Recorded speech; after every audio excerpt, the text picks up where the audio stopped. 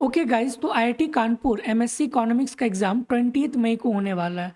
और guys exam देने से पहले आपको एक इम्पॉर्टेंट इन्फॉर्मेशन पता होना चाहिए। तो उसी इम्पॉर्टेंट इन्फॉर्मेशन को गाइज आज हम साझा करने वाले हैं आपके साथ। तो वीडियो को एंड तक देखना, बिल्कुल भी मिस मत करना। तो गाइज इस वीडियो में हम बेसिकली डिस्कस करेंगे कि कौन से सब्जेक्ट का सबसे ज़्यादा वेटेज होगा इस एग्जाम में। ठीक है। तो गाइस सबसे ज़्यादा जो वेटेज होगा मैथ और स्टैट्स का होगा। गाइस मैं इसीलिए बोल रहा हूँ क्योंकि अगर आप 2023 और 2024 के पेपर उठा के देखो तो सबसे ज़्यादा मैथ्स और स्टैट के क्वेश्चंस हैं। ठीक है। और मैथ्स में गाइस जैसे ऑप्टिमाइजेशन हो गया, मैट्रिक्स हो गया, डिटर्मिनेंट हो गया, बाइनोमियल हो गया, फिर उसके बाद क्वाड्रेटिक इक्वेशंस हो गया। तो इन टॉपिक्स पे गाइस हर साल क्वेश्चन पूछा जाता है। तो इन टॉपिक्स पे आपका अच्छे से कमेंट होना चाहिए। ठीक है। अगर हम बात करें गाइस स्टैटिस्टिक्स में, तो स्टैटिस्टिक्स से भी गाइस काफ़ी अच्छे न्यूमेरिकल्स पूछा जाता है आईआईटी कानपुर एमएससी इकोनॉमिक्स के एग्जाम में। और स्टैट्स के अगर हम टॉपिक की बात करें गाइस, तो सबसे पहला टॉपिक्स आता है प्रोबेबिलिटी।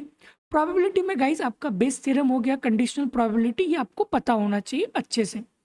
दूसरा गाइस डिस्ट्रीब्यूशन फंक्शन से, जैसे बर्नौली हो गया, बाइनोमियल हो गया, पॉइजन हो गया, एक्सपोनेंशियल हो गया, गामा हो गया, बीटा डिस्ट्रीब्यूशन हो गया। तो इन सारे डिस्ट्रीब्यूशन का उसका पीडीएफ, सीडीएफ, मीन, वेरिएंस, आपको गाइस ये चीज़ एकदम बिल्कुल पता होना चाहिए।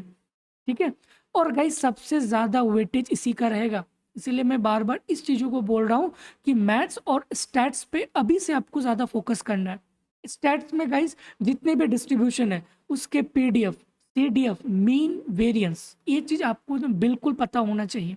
क्योंकि गाइस स्टैट्स में आपको ये गिवन नहीं रहेगा कि आपको इस क्वेश्चन को पॉइजन के थ्रू सॉल्व करना है या फिर आपको इसको नॉर्मल के थ्रू सॉल्व करना है। आपको उस क्वेश्चन को रीड करके गाइस पकड़ना है कि अच्छा इसमें हम कौन सा डिस्ट्रीब्यूशन यूज करेंगे।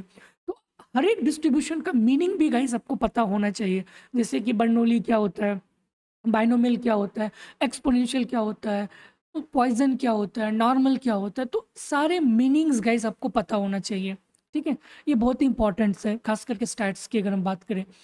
और मैथ्स का गाइस मैं तो ऑलरेडी आपको बता ही चुका हूँ, जैसे मैट्रिक्स हो गया, डिटर्मिनेंट हो गया, क्वाड्रेटिक हो गया और ऑप्टिमाइजेशन हो गया। तो ये इंपॉर्टेंट टॉपिक्स है, आप इसको एक बार अच्छे से गाइस रिविजन कर लेना। ठीक है।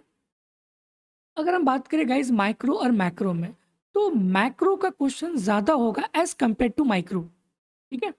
तो अगर आप 2023 और 24 के पेपर को गाइस उठा के देखो तो मैक्रो के क्वेश्चन सबसे ज़्यादा है एज कम्पेयर टू माइक्रो। ठीक है। और मैक्रो में गाइस सबसे ज़्यादा जो इंपॉर्टेंट टॉपिक्स है गाइस वो आपका नेशनल इनकम। तो नेशनल इनकम से गाइस हर साल मतलब 2023 में भी पूछा गया, 2024 में भी पूछा गया। तो ऑब्वियसली बात है गाइस कि इस बार भी पूछा जाएगा। तो नेशनल इनकम पे गाइस आप अच्छे से करके जाना। आइजलम मॉडल हो गया और मंडल फ्लेमिंग हो गया। ठीक है। तो ये तीन टॉपिक्स जो कि इंपॉर्टेंट है मैक्रो के पॉइंट ऑफ व्यू से। ठीक है। अगर हम मैक्रो की बात करें गाइस, तो कंज्यूमर बिहेवियर हो गया, प्रोडक्शन हो गया, परफेक्ट कंपटीशन एंड मोनोपोली। तो ये तीन टॉपिक्स गाइस जो कि इंपॉर्टेंट है माइक्रो के पॉइंट ऑफ व्यू से। और consumer supply means consumer behaviour में भी गाइस आपका जैसे हो गया सब्स्टिट्यूशन इफेक्ट, इनकम इफेक्ट, कौन सा गुड का ज़्यादा होता है, नेगेटिव होता है या पॉजिटिव होता है। तो इन सब चीज़ों को गाइस अच्छे से करके जाना, ये बहुत ही इंपॉर्टेंट रहने वाला है माइक्रो के पॉइंट ऑफ व्यू से।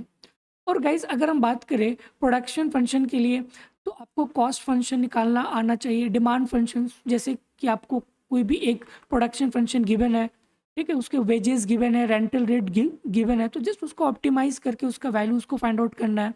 कॉस्ट फंक्शंस गाइस आपको पता होना चाहिए। ठीक है। तो ये कुछ बेसिक टॉपिक्स है माइक्रो के पॉइंट ऑफ व्यू से। और गाइस परफेक्ट कॉम्पिटिशन्स का क्या कंडीशंस है, मीनिंग क्या है, और इस पे न्यूमेरिकल्स गाइस आता है। मोनोपोली पे भी गाइस क्वेश्चंस आएगा। तो इन टॉपिक्स पे गाइस आप अच्छे से करके जाना। ठीक है। तो गाइज अगर हम ओवरऑल बात करें तो ओवरऑल मैथ और स्टैट का क्वेश्चन ज़्यादा रहने वाला है as compare to micro and macro. ठीक है। तो आप सबसे ज़्यादा स्टैट्स और मैथ्स पे फोकस करना अभी से। ओके। फिर उसके बाद मैक्रो पे, फिर उसके बाद माइक्रो पे। ठीक है। क्योंकि माइक्रो का क्वेश्चन गाइज सबसे कम होता है as compare to micro and math and stats. ठीक है। तो गाइज ये ओवरऑल पैटर्न रहने वाला है इस बार। ठीक है। जो मैंने एनालाइज़ किया 2023 और 2024 के पेपर को, तो सबसे ज़्यादा गाइस मुझे मैथ और स्टैट के क्वेश्चंस मिले।